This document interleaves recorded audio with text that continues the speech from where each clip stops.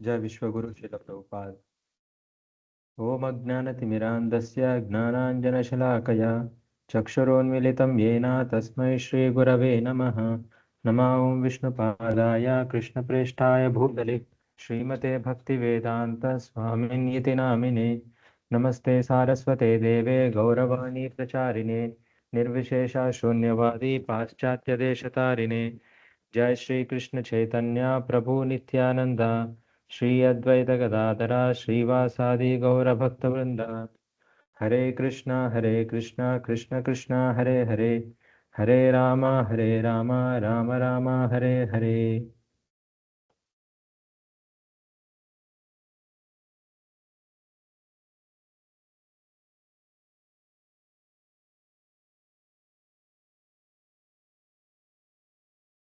So ఈరోజు beyond birth and death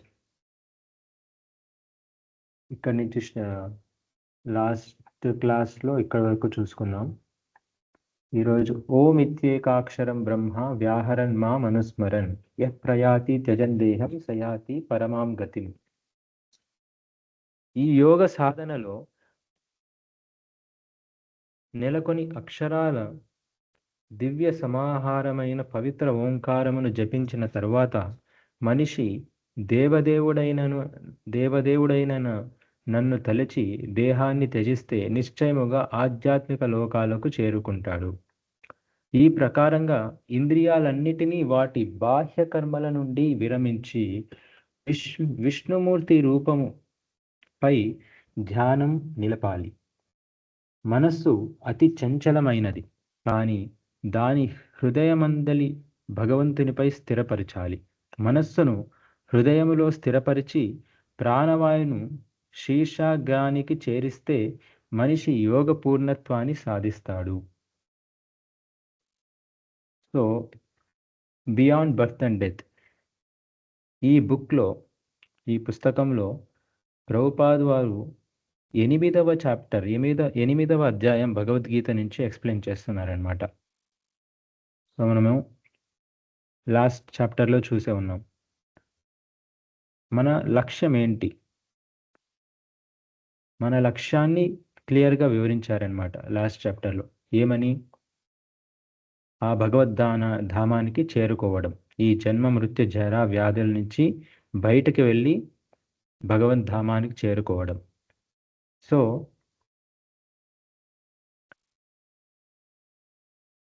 అలా చేరుకోవాలంటే ఏం చేయాలని కూడా కృష్ణుడు మనకి క్లియర్గా ఎక్స్ప్లెయిన్ చేశారు. అంతకాలేచ మామేవ స్మరన్ ముక్త్వా కలేవరం యః ప్రయాతి సమద్భావం యాతి నాస్త్యత్ర సంశయః. సో అంతకాలంలో నన్ను ఎవరైనా స్మరిస్తే వాళ్ళు నా దగ్గరికి చేరుకోవచ్చు. సో ఇంతవరకు మనం చూసుకున్నాం అన్నమాట. కానీ 8th చాప్టర్లో ఇది చెప్పిన తర్వాత ఒక జ్ఞానయోగి కానీ అష్టాంగ యోగి కానీ వాళ్ళు ఎలా చేరుకుంటారు, ఇది మామూలు మనుషులకు కాదు చెప్పినది. జ్ఞానయోగులకు కానీ అష్టాంగ యోగులకు కానీ వాళ్ళు ఎలా చేరుకోగలరు, ఎలా అంటే ఓం ఇత్యేకాక్షరం బ్రహ్మ వ్యాహరన్ మాం అనుస్మరన్. ఈ ఓం అనే శబ్దాన్ని వాళ్ళు పలకాలన్నమాట. వాళ్ళు యోగ సాధన చేసి యమ నియమ ధ్యాన ప్రాణాయామ ప్రత్యాహార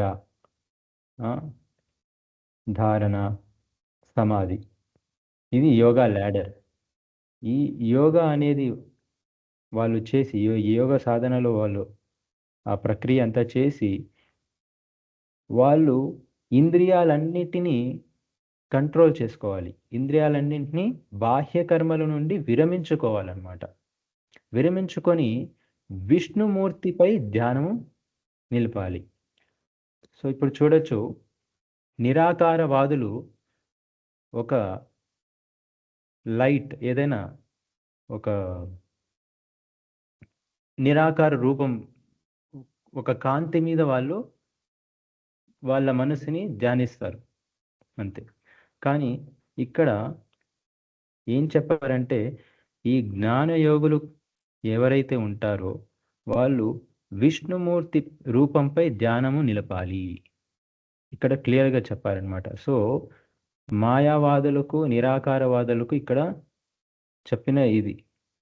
ఎవరైనా కానీ, ఏ యోగి అయినా కానీ వాళ్ళు ఆ ఇంద్రియాలన్నిటినీ కంట్రోల్ చేసుకొని బాహ్య కర్మల నుండి వాళ్ళు విష్ణుమూర్తిపై రెండూ చేయాలన్నమాట. వాళ్ళు దేహం వదిలేటప్పుడు రెండూ చేయాలి. ఏదేది విష్ణుమూర్తిపై వాళ్ళు ధ్యానం చేయాలి, ప్లస్ ఓం అనే శబ్దాన్ని పలకాలన్నమాట.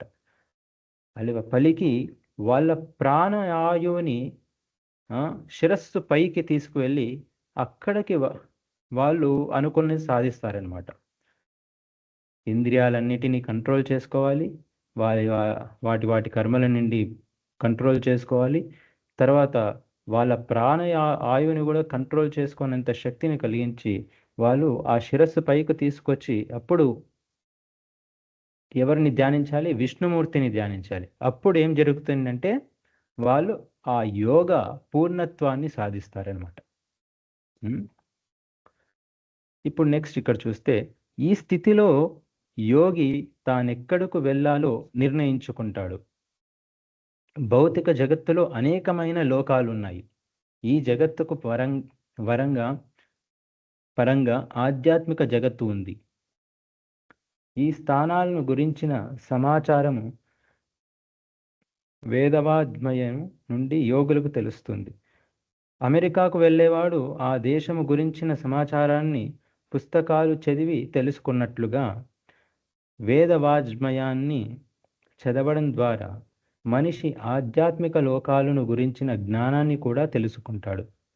యోగికి ఆ వర్ణనలు అన్నీ తెలుసు.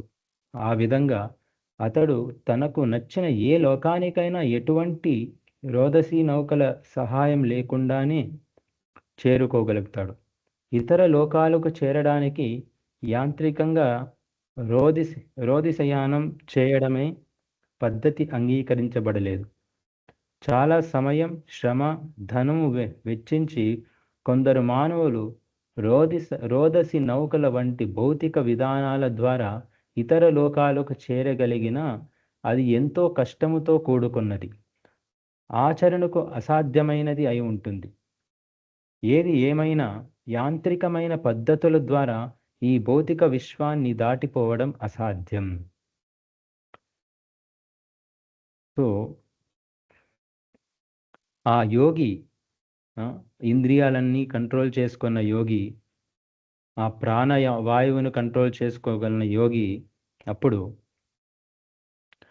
ఓం అని పలుకుతున్నప్పుడు, ఆ శబ్దాన్ని ఉచ్చరించుతున్నప్పుడు, విష్ణుమూర్తిని ధ్యానిస్తున్నప్పుడు ఆయనకు ఎక్కడికి వెళ్ళాలో అక్కడికి వెళ్ళే శక్తి దొరుకుతుందన్నమాట. ఇప్పుడు అలాంటి సమయంలో ఆయన నేను చంద్రమండలానికి వెళ్ళాలి, లేదా స్వర్గానికి వెళ్ళాలి, లేదా బ్రహ్మలోకానికి వెళ్ళాలి అనుకుంటే ఎక్కడికి వెళ్ళాలో అక్కడికి వెళ్ళేంత శక్తి ఆయనకు వస్తుంది. సో ఇక్కడ ప్రభుపాద వారు ఏం చెప్తున్నారంటే, ఎలాగైతే మనం పుస్తకాల్లో చదువుతాము అమెరికా ఇలా ఉంటుంది, సో నేను అమెరికా వెళ్తాను చదువుకొని, మనం వేరే రాష్ట్రాన్ని కానీ వేరే కాంటినెంట్ కానీ చూసి దాని మనకు తెలుస్తుంది అమెరికా ఇది అని, సో అక్కడికి వెళ్ళాలని మనం కోరుకుంటాం. అలానే యోగులు కూడా వేదాల్లో ఉన్న ఇవన్నీ చదివి బ్రహ్మలోకం అనేది ఉంది, ఈ లోకాలన్నీ వేదాల్లో ఉన్నాయన్నమాట. సో వాళ్ళకి ఎక్కడికి వెళ్ళాలో అది వాళ్ళు నిర్ణయించుకోగలరు అప్పుడు.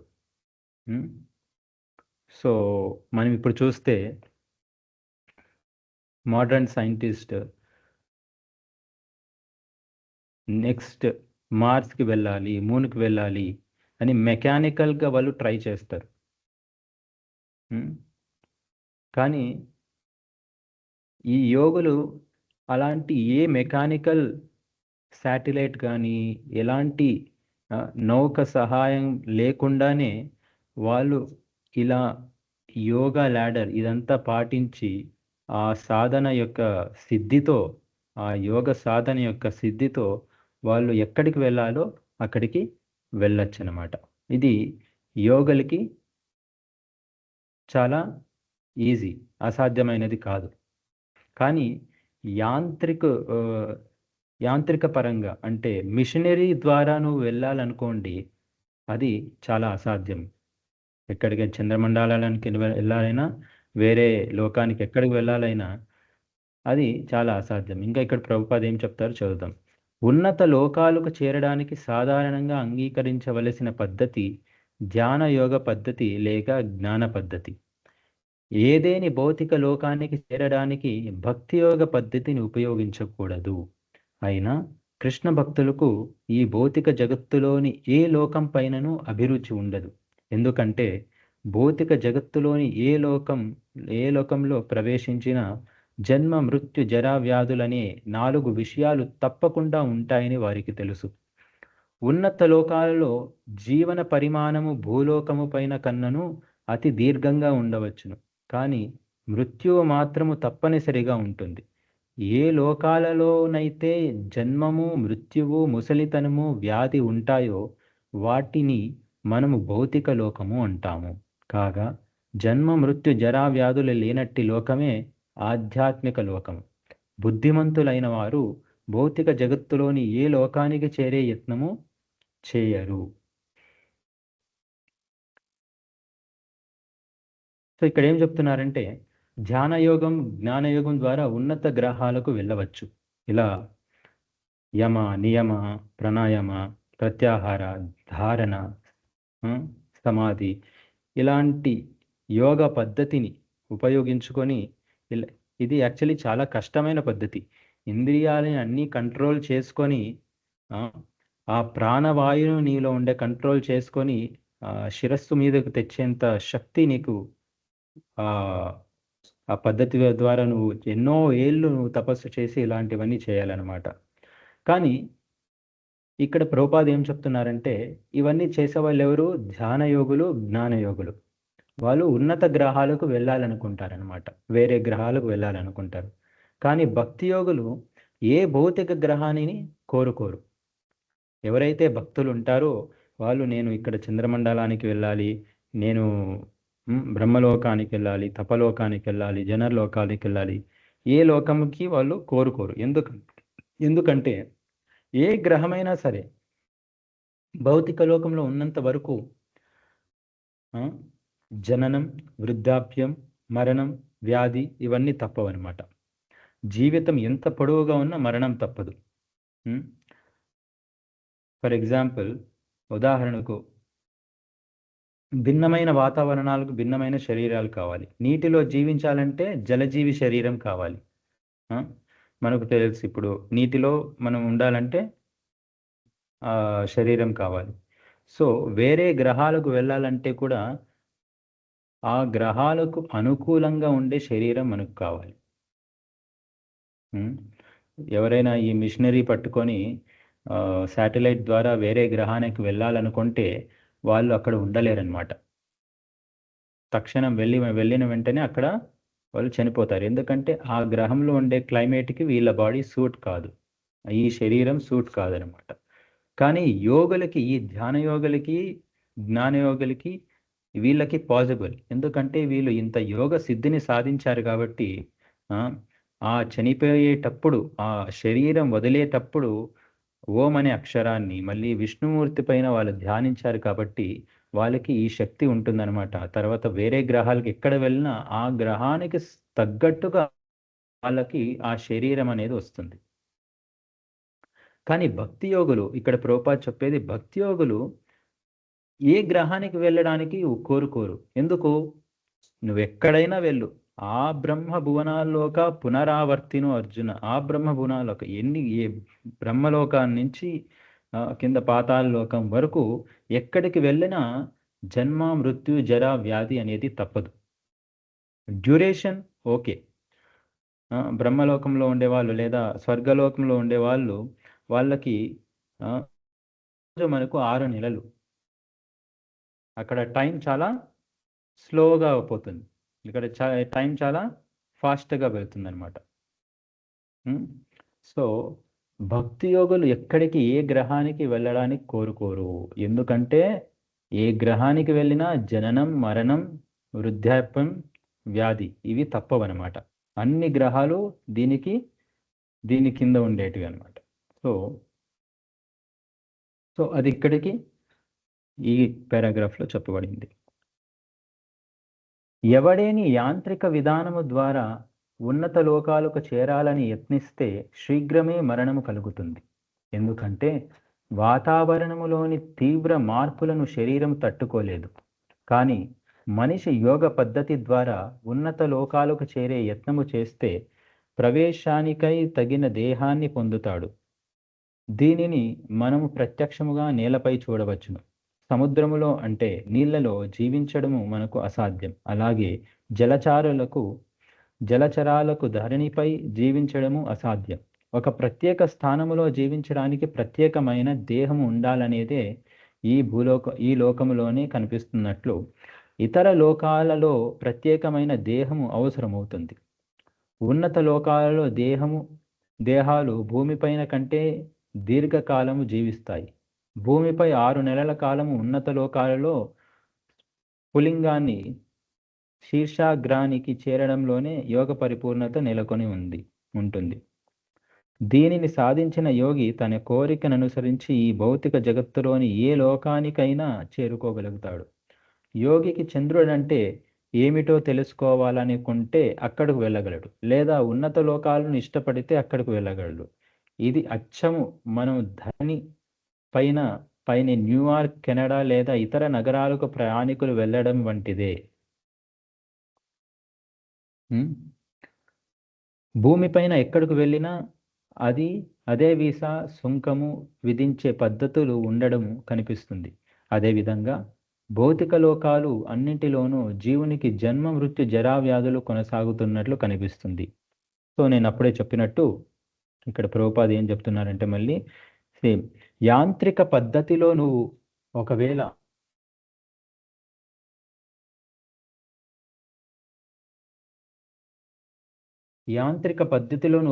చేరుకోవాలనుకుంటే వేరే గ్రహానికి వెంటనే నీకు మరణము కలుగుతుంది. ఎందుకంటే ఆ వాతావరణం తీవ్ర మార్పులు మనం తట్టుకోలేము. సో ఉదాహరణకి ఇక్కడ ప్రభుపాద ఏం చెప్తున్నారంటే చేపలు నీటిలో ఉంటాయి, మనం ఉండలేము. సో మనం భూమి మీద ఉండగలం, కానీ చేపలు ఉండలేవు. సో అలానే ఒక్కొక్క గ్రహానికి ఒక్కొక్క శరీరం అనుగుణంగా ఉంటుంది. సూర్యగ్రహంలో మనం ఉండలేము, సూర్యలోకంలో కూడా మనుషులు ఉన్నారు. సో అక్కడ వాళ్ళకి తగ్గట్టుగా శరీరం ఇవ్వబడి ఉంటుంది. సో అలానే వేరే గ్రహంలో మామూలు మనుషులు ఉండలేరు. అందుకే నువ్వు ఎలాంటి ప్రయత్నం చేసినా, మామూలు మనుషులు, సైంటిస్టులు ఎలాంటి ప్రయత్నం చేసినా, ఏ యొక్క యాంత్రిక సహాయంతో వాళ్ళు చేరుకోగలిగినా ఫస్ట్ ఆఫ్ ఆల్ వాళ్ళు చేరుకోలేరు. ఒకవేళ చేరుకున్నా వాళ్ళు అక్కడ ఉండలేరు. వాళ్ళకి అక్కడ తగినట్టుగా దేహం మనకు లేదనమాట. కానీ ఇక్కడ ధ్యాన యోగులు వీళ్ళంతా ఉండగలరు. ఎందుకంటే వాళ్ళు ఈ యోగ సాధన సిద్ధిని పొందారు కాబట్టి వాళ్ళకి అక్కడ అనుగుణంగా శరీరం అనేది జరుగుతుంది. మళ్ళీ భక్తి యోగులు మాత్రం అక్కడ ఉండాలని కోరుకోరు, వేరే ఏ గ్రహానికి చేరుకోవాలని కోరుకోరు. ఎందుకంటే వాళ్ళు ఈ జన్మ, మృత్యు, జరా, వ్యాధులు లేని లోకానికి వెళ్ళాలనుకుంటారు.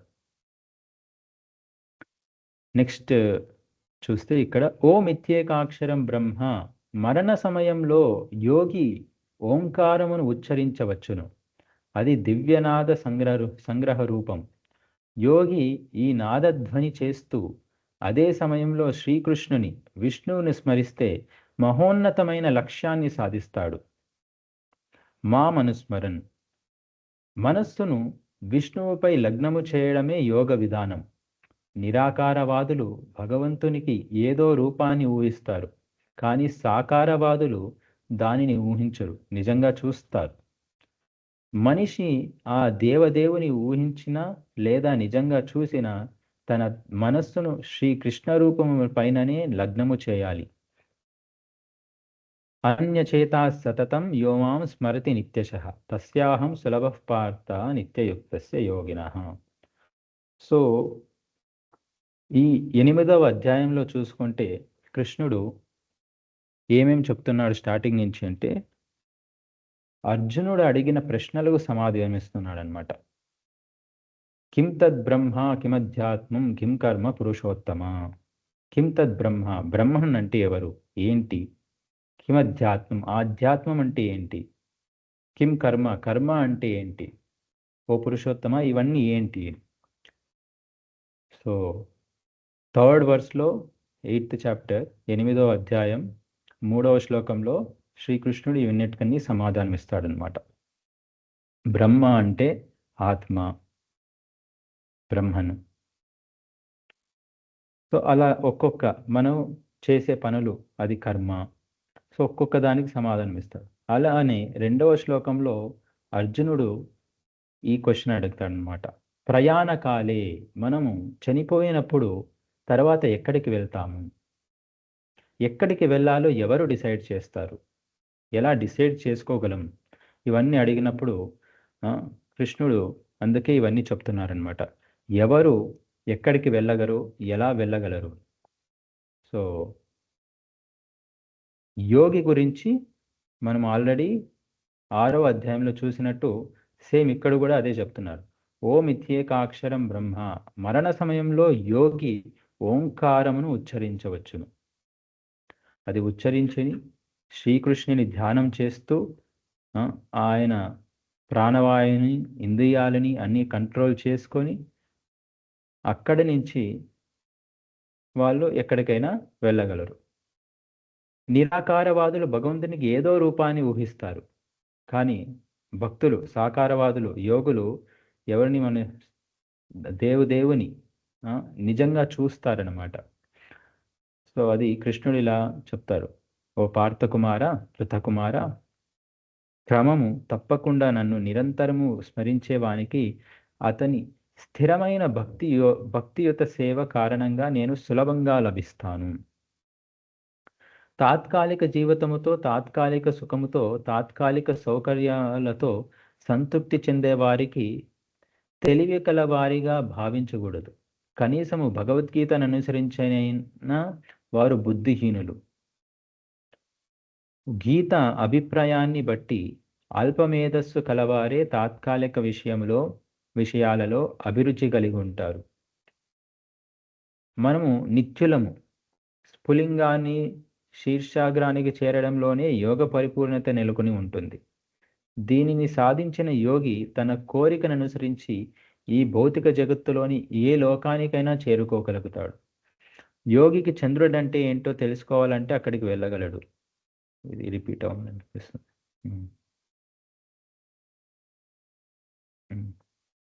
మనము నిత్యులము అంటప్పుడు ఎందుకు తాత్కాలిక విషయాలపై అభిరుచిని చూపాలి? అశాశ్వతమైన స్థితిని ఎవరూ కోరుకోరు. ఏదేని అద్దె ఇంట్లో ఉన్నప్పుడు ఇంటి యజమాని మనల్ని ఇల్లు ఖాళీ చేయమని అంటే మనకు బాధ కలుగుతుంది. కానీ మనం ఇంకా మంచి ఇంటికి వెళితే అప్పుడు బాధపడము. మనము శాశ్వతము కాబట్టి శాశ్వత నివాసాన్ని కోరుకోవడం మన స్వభావం. మనం నిజంగా నిత్యులము కాబట్టే మరణించాలని కోరుకోము. ముసలి వాళ్ళము కావాలని లేదా రోగులము కావాలని కూడా కోరుకోము. ఎందుకంటే ఇవన్నీ బాహ్యమైన లేదా అశాశ్వత స్థితులు. నిజానికి జ్వరం రాకూడదు, అయినా ఒకప్పుడు అది వస్తుంది. అప్పుడు మనం జాగ్రత్తలు, మందులు తీసుకొని ఆరోగ్యాన్ని బాగుపరుచుకోవాలి. 4 రకాల క్లేశాలు అచ్చము జ్వరము వంటివి. అవన్నీ దేహ కారణంగానే కలుగుతాయి. ఏదో ఒక రకంగా మనం ఈ భౌతిక దేహము నుండి తప్పించుకోగలిగితే దానిలో అంతర్భాగమైనట్టి దుఃఖాల నుండి కూడా మనం తప్పించుకోవచ్చును. సో ఇక్కడ ఈ శ్లోకం, ఈ పారాగ్రాఫ్లో ప్రభుపాదులు ఏం చెప్తున్నారంటే,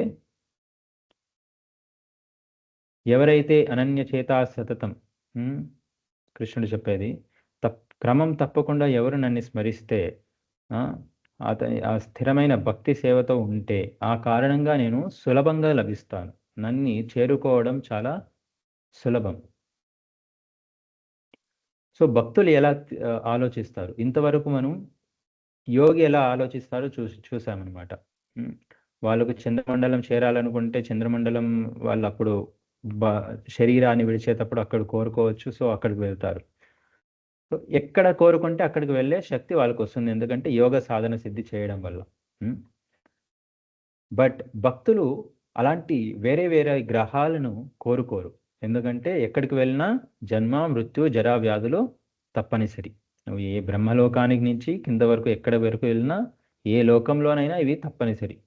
సో భక్తులు బుద్ధివంతులు, ఆ బుద్ధిని ఉపయోగించి వాళ్ళు ఎక్కడ వెళ్ళాలనుకుంటారు, ఈ తాత్కాలిక విషయాలను నుంచి, ఈ తాత్కాలికమైన ప్రపంచాన్ని విడిచి మనం నిజమైన శాశ్వతమైన ప్రపంచానికి వెళ్ళాలనుకుంటారు. ఇప్పుడు ఇక్కడ ప్రభుపాద ఏం చెప్తారు అంటే, ఎగ్జాంపుల్గా ఉదాహరణగా, అదే మనం ఎప్పుడైనా అద్దీంట్లో ఉన్నప్పుడు ఇల్లు ఖాళీ చేయమంటే మనకు బాధ వేస్తుంది. అదే మనం అద్దీంట్లో నుంచి మనం సొంత ఇంట్లోకి వెళ్తున్నామంటే మనకు సంతోషం ఇస్తుంది అనమాట, అప్పుడు బాధపడం.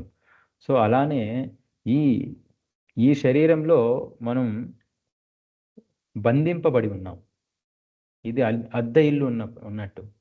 సో ఈ శరీరంలో ఉన్న మనం, బంధింపబడి ఉన్న మనం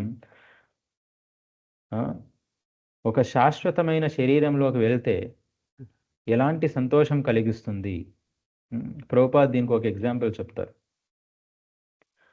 ధ్యానయోగులు ఎలా అంటే వాళ్ళు ఇలా యోగ సాధన సిద్ధి చేసి ఇలాంటివన్నీ ఓం అని పలికి ఇలాంటివన్నీ ఎన్నో ఏళ్ళు తపస్సు చేసి వాళ్ళు ఎక్కడికి వెళ్తారు, వేరే గ్రహాలకు వెళ్తారు.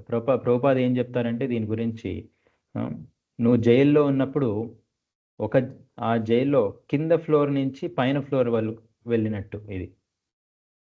కానీ భక్తి యోగులు ఏం చేస్తారు, ఆ జైల్లో నుంచి, భక్తి అంటే ఏంటి, ఆ జైల్లో నుంచి బయటకు రావడం. కానీ యోగులు అంత కష్టపడి ఎక్కడికి వెళ్తారంటే జైల్లో ఉండి గ్రౌండ్ ఫ్లోర్ నుంచి ఫస్ట్ ఫ్లోర్కి వెళ్ళినట్టు అది. సో ఎందుకంటే ఏ జన్మ మృత్యు జరా వ్యాధి తప్పదు. అందుకే భక్తి యోగులు ఏం కోరుకుంటారు, నాకు శాశ్వతమైన దేహం కావాలి, ఈ భౌతిక దేహం నుంచి విముక్తి కావాలి, ఈ దుఃఖాల నుంచి విముక్తి కావాలి, ఇలా కోరుకుంటారనమాట. సో అందుకే ఇలాంటి క్లేశాల నుంచి మనం బయటకు రావాలంటే ఏం చేయాలి, హరే కృష్ణ మంత్రాన్ని జపించాలి. అది కూడా ముందు వస్తుందన్నమాట, ఎలా, ఎందుకు, ఏమి అని. ఇక్కడ నెక్స్ట్ పారాగ్రాఫ్లో చూస్తే, నిరాకారవాదులు ఈ తాత్కాలికమైన దేహం నుండి బయటపడాలంటే ఓంకారాన్ని ఉచ్చరించాలని శ్రీకృష్ణుడు ఇక్కడ ఉపదేశించాడు. ఆ రకంగా వారు ఆధ్యాత్మిక లోకానికి తప్పకుండా చేరగలుగుతారు. వారు ఆధ్యాత్మిక జగత్తుకు చేరుకోగలిగిన అక్కడ ఆధ్యాత్మిక లోకంలోనూ ప్రవేశించలేరు. వారు బయటనే బ్రహ్మజ్యోతిలో ఉండిపోతారు. బ్రహ్మజ్యోతిని సూర్యరశ్మితోనూ ఆధ్యాత్మిక లోకాలను స్వయంగా సూర్యునితోనూ పోల్చవచ్చును. ఆధ్యాత్మిక ఆకాశములో నిరాకారవాదులు భగవంతుని శరీర కాంతి అయిన బ్రహ్మజ్యోతిలో ఉండిపోతారు. వారంతా అక్కడ ఆధ్యాత్మిక స్ఫులింగాలుగా ఉంచబడతారు. ఈ రకంగా బ్రహ్మజ్యోతి ఆధ్యాత్మిక స్ఫులింగాలతో నిండి ఉంటుంది. ఆధ్యాత్మిక అస్తిత్వములో లీనము కావడం అంటే ఇదే. జీవుడు బ్రహ్మజ్యోతిలో ప్రవేశించేది దానితో ఏకత్వానికి కావడానికని భావించకూడదు. ఆధ్యాత్మిక స్ఫులింగాల వ్యక్తిత్వము అక్కడ అలాగే ఉండిపోతుంది. నిరాకారవాది రూపాన్ని పొందకోరడు కనుక ఆ తేజములో ఒక ఆధ్యాత్మిక స్ఫులింగముగా ఉండిపోతాడు. సూర్యరశ్మి అసంఖ్యాకమైన పరమాణువులతో కూడి ఉన్నట్లే బ్రహ్మజ్యోతి పలు ఆధ్యాత్మిక స్ఫులింగాలతో కూడి ఉంటుంది. ఇక్కడ ప్రభుపాద చాలా మంచి ఎగ్జాంపుల్ చెప్తున్నారనమాట. ఉదాహరణకు, ఎలా అయితే సూర్యుని కాంతి ఒక్కొక్కసారి మనం సూర్యుని చూడలేమన్నమాట, అంత కాంతి ఉంటుంది. అలానే ఈ యోగులు ఎంత తపస్సు చేసినా, ఎంత వాళ్ళు ఈ యోగ సిద్ధి ఇవన్నీ పొందినా వాళ్ళు ఎక్కడి వరకు చేరుకోగలరంటే బ్రహ్మజ్యోతి వరకు చేరుకోగలడు. బ్రహ్మజ్యోతి అనేది కృష్ణుని కాంతి, కృష్ణుని రూపం యొక్క కాంతి. ఆ కాంతి వల్ల వాళ్ళు ఆ కృష్ణుని చూడలేరనమాట. సో అక్కడికి ఆగిపోతారు, ఆ బ్రహ్మజ్యోతిలో ఆగిపోతారు. సో ఎలా అయితే సూర్యుని మనం చూడలేమో అంత కాంతి ఉన్నప్పుడు, ఆ, సూర్యకాంతి ఎక్కువగా ఉన్నప్పుడు మనం సూర్యుని ఎలా చూడలేము, అలానే వాళ్ళు కృష్ణుని చూడలేరు. సో ఎలా అయితే సూర్యకాంతి ఉందో వీళ్ళు కూడా, ఈ యోగులు కూడా బ్రహ్మ జ్యోతిలో కలిసిపోయి అక్కడే ఉంటారనమాట. సో అక్కడ కాంతి తప్ప ఇంకా ఏది ఉండదు. దాన్ని బ్రహ్మానందం అంటారు. ఎందుకంటే వాళ్ళకి ఒక రకంగా చూస్తే ఈ దేహం నుంచి విముక్తి కలిగింది. కలిగి ఎక్కడున్నారు? బ్రహ్మజ్యోతిలో ఉన్నారు. సో ఆ బ్రహ్మజ్యోతిలో ఆ బ్రహ్మానందం, ఆ కాంతి తప్పితే వేరే ఏది ఉండదు. అందుకే ప్రభుపాద చెప్తారనమాట, వాళ్ళు ఎక్కువసేపు అలా ఉండలేరు, వాళ్ళు మళ్ళీ కిందకి రావాల్సిందే. ప్రభుపాద ఏం చెప్తారంటే, ఈ మాయావాదులు కానీ నిరాకారవాదులు కానీ వీళ్ళు ఎంత ఈ బ్రహ్మజ్యోతి గురించి చెప్పినా వాళ్ళు ఈ బ్రహ్మజ్యోతిని చూసే మనం దేవునిలో కలిసిపోతాము అంటారనమాట. దేవునిలో కలిసిపోవడం అంటే వాళ్ళకి అంతే నాలెడ్జ్ ఉంది. ఫర్ ఎగ్జాంపుల్ మీరు చూస్తే ఒక ఆదిశంకరాచార్యులు ఒక ఉదాహరణ ఇచ్చారనమాట. గంగ యొక్క నీరు, గోదావరి, కావేరి, నర్మద, సింధు, ఆ, ఇలాంటి నదులన్నీ నీళ్లను సపరేట్గా తీసుకొని ఒక్కొక్క గ్లాసులో ఒక కుండలోకి పోస్తారనమాట. ఇది గంగా, ఇది ఒకటి గోదావరి, కావేరి, నర్మదా, సింధ్, అన్ని నీళ్లు సపరేట్గా ఉండేటివి ఒక కుండలోకి పూసి ఆ ఎగ్జాంపుల్ చూపిస్తారనమాట మనుషులకి. ఇలా ఎలా అయితే వేరే వేరే నదుల నీళ్లు ఒక దాంట్లో వెళ్ళి కలిసిపోయాయో, అలా మనం కూడా ఎప్పుడైతే మనము ఈ శరీరాన్ని విడుస్తామో మనం కూడా ఆ బ్రహ్మజ్యోతిలో, ఆ దేవునిలో కలిసిపోతాము అని ఒక ఎగ్జాంపుల్ ఆయన ఇస్తారు. ఎవరు? ఆదిశంకరాచార్యులు. కానీ ప్రభుపాదు ఈ ఆర్గ్యుమెంట్ని ఈజీగా డిఫీట్ చేస్తారనమాట. ఎలా అంటే, ఫస్ట్ ఆఫ్ ఆల్ నదులంటే నదుల్లో నీళ్ళు ఒకటే ఉండవన్నమాట. ఈ ఎగ్జాంపుల్ ఎలా ఇన్కంప్లీట్, ఎలా పూర్తి కాదో ఎక్స్ప్లెయిన్ చేస్తారు ప్రభుపాద్. సో ఫర్ ఎగ్జాంపుల్ నదుల్లో ఉండే చేపలు, డిఫరెంట్ వెరైటీస్ ఆఫ్ చేపలు మనం చూస్తాం. జలజా నవలక్షాని, 9 lakhs 9 లక్షల రకాల జీవులు నీళ్ళలో ఉన్నాయి. జలజా నవలక్షాని. సో మనం కూడా ఈ జీవులు, ఈ నదుల్లో ఎలా జీవులు ఉన్నాయో అలాంటి జీవులు అనమాట. సో గోదావరి, గంగా, ఒక్కొక్క నదిలో ఒక్కొక్క అన్ని వేరే రకమైన జీవులందరూ ఉంటారు. సో ఎలా అయితే ఆ జీవులు, చేపలు కానివ్వండి, ఏవైనా కానివ్వండి, ఎలా అయితే ఆ ఆ గోదావరి నుంచి, గంగ నుంచి ఎలా అయితే వాళ్ళు సముద్రంలో కలిసిపోయినప్పుడు నీళ్లు ఒకటి కావచ్చు కానీ ఆ నీటిలో ఉన్న జీవులు ఇంకా ఇండివిజువల్ సపరేట్గానే ఉన్నారు. సో అలానే మనం కూడా, మనం ఎప్పుడైతే దేవుణ్ణి చేరుకుంటామో, భగవద్ధామాన్ని చేరుకుంటామో, మనం ఆ ధామాన్ని చేరుకోవచ్చు కానీ మన యొక్క ఐడెంటిటీ, మన యొక్క వ్యక్తిత్వం అనేది సపరేట్గా అలానే ఉంటుంది. సో ఈ యొక్క ఆదిశంకరాచార్యులైన ఉదాహరణ ఈజీగా ప్రభుపాద్ డిఫీట్ చేస్తారన్నమాట. సో ఇక్కడ కూడా అదే చెప్తున్నారనమాట. ఆధ్యాత్మిక ఆకాశంలో నిరాకారవాదులు భగవంతుని శరీర కాంతి అయిన బ్రహ్మజ్యోతిలో ఉండిపోతారు. వారు అక్కడే ఉంటారనమాట, వాళ్ళు ఏం చేయలేరు అక్కడ. అక్కడి నుంచి మళ్ళీ పఠంత్యద అనాద్యత ఉస్మదంగయ, వేరే భాగవతం శ్లోకాల్లో చెప్తారు. వాళ్ళు అక్కడి నుంచి కిందకి రావాలనే కానీ ఇంకా అక్కడి నుంచి పైనకి వెళ్ళలేరు మళ్ళీ. సో ఎలా అయితే సూర్యకాంతిలో సో అవన్నీ అంటే ఆ కాంతి ఎలా నిండి ఉంటుందో ఇలా ఈ రకంగా బ్రహ్మజ్యోతి ఆధ్యాత్మిక స్ఫులింగాలతో నిండి ఉంటుంది. ఆధ్యాత్మిక అస్తిత్వంలోనూ లీనము కావడం అంటే ఇదే. జీవుడు బ్రహ్మజ్యోతిలో ప్రవేశించేది దానితో ఏకత్వానికి కావడానికి భావించకూడదు. ఆ? ఆధ్యాత్మిక స్ఫులింగాలు వ్యక్తిత్వం అక్కడ అలాగే ఉండిపోతుంది. నిరాకారవాది రూపాన్ని పొందుకోరడు కనుక ఆ తేజంలో ఒక ఆధ్యాత్మిక స్ఫులింగముగా ఉండిపోతాడు. సో నిరాకారవాది ఎప్పుడు ఒక రూపం కావాలని కోరుకోరు. ఎందుకంటే వాళ్ళు ముందు నుంచి భావించిండేది, వాళ్ళకు తెలిసినది అదే. దేవుడు అనేవాడు నిరాకారుడు, రూపం లేదు అని. సో అతను కూడా నాకు రూపం వద్దనుకుంటాడు. సో ఆ తేజములు వాళ్ళు అక్కడే ఉండిపోతారు, లేదా అక్కడి నుంచి మళ్ళీ కిందకి పడిపోతారు వేరే లోకాలకి. అంతేగాని వాళ్ళు ఎప్పుడూ దేవుణ్ణి చేరుకోలేరు. ఇక్కడ నెక్స్ట్ పేరాగ్రాఫ్లో, అయినా జీవులుగా మనం భోగాన్ని కోరుకుంటాం, అదొక్కటే సరిపోదు. మనం ఆనందము అలాగే నిత్యత్వము కూడా కోరుకుంటాము. మొత్తము కలిపి జీవుడు నిత్యత్వము, జ్ఞానము, ఆనందం అనే 3 గుణాలతో కూడి ఉంటారు. నిరాకారముగా బ్రహ్మజ్యోతిలో ప్రవేశించిన వారు అక్కడ కొంతసేపు జ్ఞానపూర్ణతత్వముతో ఉండి బ్రహ్మముతో పూర్తిగా ఐక్యమై ఉంటారు. కానీ వారికి నిత్యానందము ఉండదు. అది కొంతగానే ఉంటుంది. మనిషి ఒక్క గదిలో ఒంటరిగా కొంతసేపు ఉండి పుస్తకం చదువుతూనే లేదా ఏదో ఆలోచనతోనే ఆనందంగా ఉండగలుగుతాడు. కానీ అదే గదిలో ఏకధాటిగా ఏళ్ల తరబడి ఏకాంతంగా ఉండిపోవాలంటే అసాధ్యం. ఇక శాశ్వతంగా ఉండడం అనేది నిశ్చయంగా సాధ్యపడదు.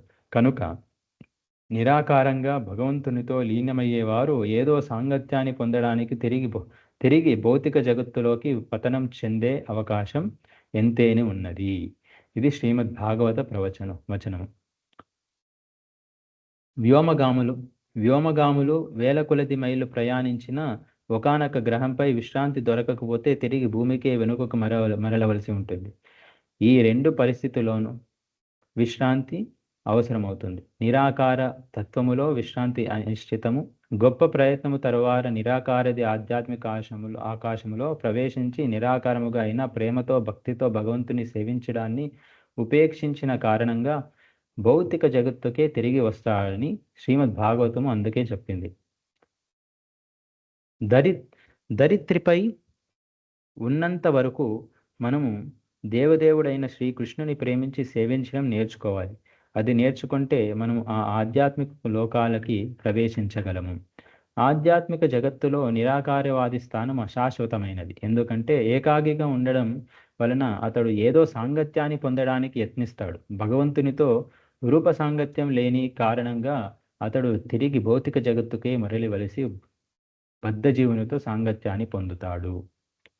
సో ఇక్కడ క్లియర్గా మళ్ళీ చెప్పారనమాట ప్రభుపాదు. మనం జీవుడు వేరే వాళ్ళ సాంగత్యం లేకుండా ఉండలేడనమాట. ఇప్పుడు దాన్నే రిలేషన్షిప్, ఆ సాంగత్యం. సో మనం అందుకే మనం చెప్పేది బెస్ట్ ఈజ్ దేవుని సాంగత్యంలో ఉండడం. అది ఇంపార్టెంట్. మనము ఎవరు చూసినా ఈ లోకంలో ఏ జీవుడైనా కానీ వేరే వాళ్ళకు సేవ చేయకుండా ఉండలేడు. ఒక మనిషి వాళ్ళ భార్యకు సేవ చేస్తారు, భార్య భర్తకు సేవ చేస్తుంది, భార్య భర్తలు ఇద్దరు కలిసి పిల్లలకు సేవ చేస్తారు, పిల్లలు వాళ్ళ తల్లిదండ్రులకు సేవ చేస్తారు. ఇలా ఒకరు ఇంకొకరికి ఎవరు లేరంటే కుక్కను పెట్టుకుంటారు, కుక్కకు సేవ చేస్తారు. అది లేదంటే దేశానికి సేవ చేస్తారు, అది లేదంటే ఇంకొకరికి సేవ చేస్తారు. సో సేవ చేసే గుణం ఉండేది మనిషి. జీవునికి జీవేర స్వరూపై నిత్యేర కృష్ణదాస. ఇది మనం తెలుసుకోవాలన్నమాట. మనము సేవ చేసే తత్వం ఉండేవాళ్ళం, కానీ ఎవరికి సేవ చేయాలో మనకు తెలియదు అనమాట. సో ఇక్కడ నిరాకారులు ఏమవుతారంటే ఈ బ్రహ్మజ్యోతిలో ప్రవేశించినప్పుడు అక్కడ ఎవరి సాంగత్యము వాళ్ళకి దొరకదు. వాళ్ళు రూపాన్ని కావాలని కోరుకోరు. ఇక్కడ ప్రభుపాద ఒక ఎగ్జాంపుల్, నువ్వు గదిలో ఒంటరిగా కొంతసేపు ఉండొచ్చు పుస్తకం చదువుతూ. అదే గదిలో ఏకధాటిగా తరబడి ఏకాంతంగా నువ్వు అలానే ఏళ్ల తరబడి ఉండాలంటే అసాధ్యం అది. అదే ఇక శాశ్వతంగా ఉండడం అంటే అది సాధ్యపడనే పడదు. వాళ్ళు ఏదో ఒక సాంగత్యాన్ని మళ్ళీ కోరుకుంటారు, రూమ్ బయటకు వచ్చి, గది బయటకు వచ్చి. అలానే ఎంత యోగులు ఎంత ధ్యానం చేసి ఎలాంటి సిద్ధిని పొంది ఏదైనా చేసి వాళ్ళు బ్రహ్మజ్యోతికి వెళ్ళినా అక్కడ వాళ్ళు ఉండలేరనమాట. తిరిగి వాళ్ళు ఈ ప్రపంచానికి, ఈ భూలోకానికి కానీ వేరే ప్రపంచానికి కానీ మరలి రాక తప్పదు. కానీ భక్తి యోగులకు ఇది కాదనమాట. భక్తి యోగులు వాళ్ళు తస్మాత్ సర్వేషు కాలేషు మామనుస్మర ఇత్యచ, దేవుణ్ణి ఎప్పుడు ధ్యానిస్తూ వాళ్ళు వాళ్ళ పనులు చేస్తున్నప్పుడు అంతకాలేచ మామేవ స్మరణ్ ముక్త్వా కలేవరం ప్రయాతి సమద్భావం. వాళ్ళు డైరెక్ట్గా బ్రహ్మజ్యోతికి కాదు, ఏకంగా దేవుని దగ్గరికి, కృష్ణుని దగ్గరికి వెళ్తారనమాట. సో అది కూడా కృష్ణుడు చెప్తారు, అంతకాలేచ మామేవ, ఈ అంతకాలంలో మామేవ, నన్ను నన్ను గురించి స్మరించండి చాలు. స్మరణ్ ముక్త్వా కలేవరం. నువ్వు వేరే పని ఏం చేయాల్సిన పనిలే. ఏం చేయాలి? స్మరించాలి అంతే. అంతకాలంలో ఆయన్ని స్మరించినప్పుడు మనం ఆ భగవద్ధామానికి ఈజీగా, సులభంగా, తస్యాహం సులభ పార్థ, మనం సులభంగా చేరుకోగలం. కానీ అయితే ఈ యోగులకి, ధ్యాన యోగులకి, అష్టాంగ యోగులకి, వేరే ఎవరైనా కానీ నిరాకారవాదులకి ఇది చాలా కష్టం. సో ఇక్కడికి ఇంతో ఈరోజు స్టాప్ చేద్దాం. ఎవరికేమైనా ఏమైనా క్వశ్చన్స్ ఉంటే అడగవచ్చు.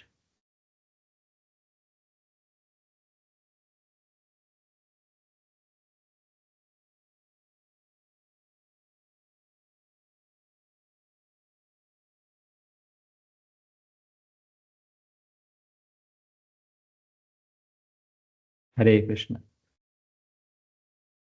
విశ్వగురు శిల ప్రభుపాద की जय. श्रीमद् भगवत गीता की जय.